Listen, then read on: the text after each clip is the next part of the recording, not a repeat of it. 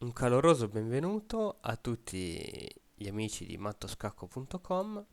In questa nuova video lezione vediamo una partita commentata dove il nero imposta un tipo di difesa che è l'impianto della difesa siciliana variante dragone. In realtà questa variante che andremo a vedere non si vede molto giocare, anzi non è molto conosciuta e porta ad un gioco molto aggressivo e ti consiglio di conoscerla perché quando giocherai col bianco e il nero ti giocherà una mossa del genere saprai come rispondere. Allora, si parte. E4 come al solito, C5, cavallo F3, D6, D4, C per D e cavallo per D4. Cavallo per F6 minacciando il pedone in E4, cavallo C3 e ora con G6, G7, G6, scusate, il nero cerca di impostare il dragone. Alfiere C4, solitamente si mette in E2, ma anche in C4 è una buona mossa. Cavallo C6, andando direttamente ad attaccare il cavallo in D4. In realtà solitamente appunto si gioca prima alfiere D7. In questo modo, dopo cavallo C6 e un eventuale cambio, l'alfiere va in C6, dove può minacciare anche il pedone in E4, quindi sarebbe una mossa migliore, ecco. Quindi il nero giocò subito, cavallo C6. F3, una mossa che consolida la posizione. Alfiere E3, no scusate, alfiere G7 e alfiere E3. Ora tocca al nero. Qui qualcuno si aspetta l'arrocco. Dopo l'arrocco la posizione sarebbe tutta da vedere, probabilmente poi il bianco giocherà Don D2 seguito dall'arrocco lungo. In realtà il nero gioca un'altra mossa, Donna B6. Donna B6 è una mossa un po' particolare. La donna va a minacciare il punto B2. Come potrebbe difendersi il bianco? Con cavallo in B3 va a perdere l'alfiere con scacco e non so quanto convenga. Quindi il punto B2 non può essere difeso in questo modo. Si può ritirare l'alfiere in B3 e questa mi sembra una buona mossa. Oppure come si può fare? Si può possiamo giocare vediamo se possiamo giocare cavallo in A4. Segue donna B4 e no, non va bene. Decisamente non va bene perché perdiamo un pezzo.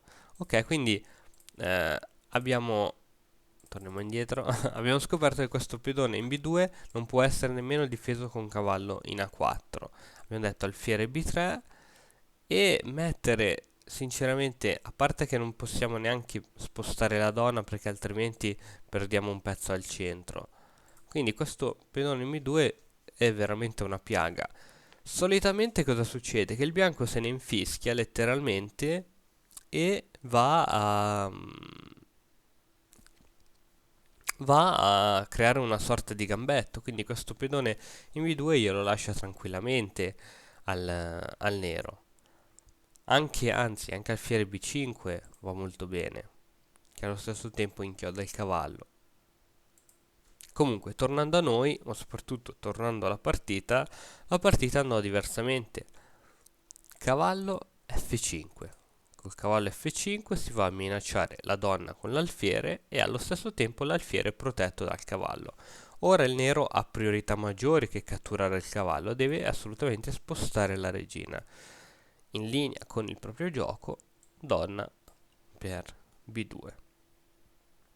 Ora abbiamo questo cavallo in C3 che può creare problemi, infatti dopo donna per C3 c'è lo scacco, quindi il bianco deve rispondere in qualche modo. Infatti cavallo per G7 scacco, il re è obbligato a muoversi e ora giustamente il bianco va a togliere questo cavallo dalla presa. Cavallo per D5 e donna per D5. Ora il bianco minaccia il matto in 1 con donna per F7.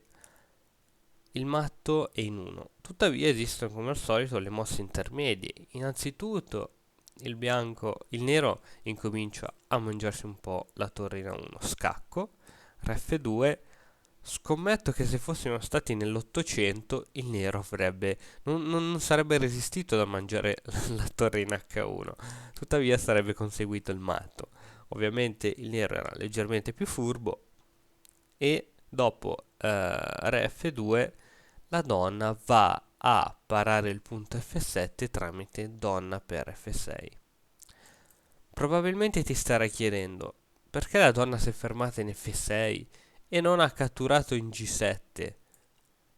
In G7 comunque difendeva questo punto, perché altrimenti sarebbe seguito un sacrificio veramente molto molto carino con alfiere per H6, inchiodatura, e la donna non può togliersi, e se costretta a catturare l'alfiere segue poi il matto in F7, quindi giustamente la donna si è fermata in F6.